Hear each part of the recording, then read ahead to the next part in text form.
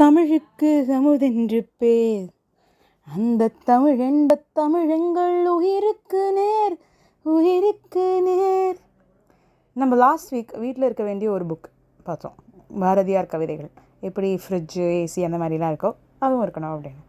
இப்போது இன்னொரு ஒரு புக் அதே மாதிரி நம்ம வீட்டில் இருக்கணும். என்ன அப்படின்னா, பாவேந்தர் பாரதிதாசனோட கவிதை தொகுப்புகள். ஸோ இப்போது you would have known that the lines above what I have tried to sing வந்து பாவேந்தர் பாரதிதாசன் எழுதினது அப்படின்னு. ஆக்சுவலி இவரோட பேர் வந்து கனக Subburathinam. he is fond of Bharathiyar, so he changed his name into Bharathidasan. அவர் எழுதி எனக்கு பிடிச்ச ஒரு கவிதை தொகுப்பு இருண்ட வீடு. இந்த நூல் வந்து ஒரு கவிதை சிறுகதை.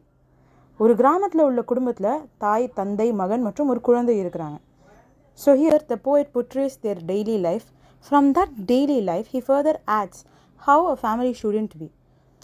எந்த ஒரு குடும்பத்தில் சோம்பேறித்தனம், மூட நம்பிக்கை அதெல்லாம் இருக்கோ அந்த குடும்பம் இருண்ட வீடு அப்படின்னு சொல்கிறாரு. So start grabbing his works, read it. இருண்ட வீடு, அதுக்கப்புறம் ஒரு சில பாவேந்தர் பாரதிதாசனோட கவிதைகளை வந்து நம்ம ஸ்கூலில் படிச்சிருப்போம்.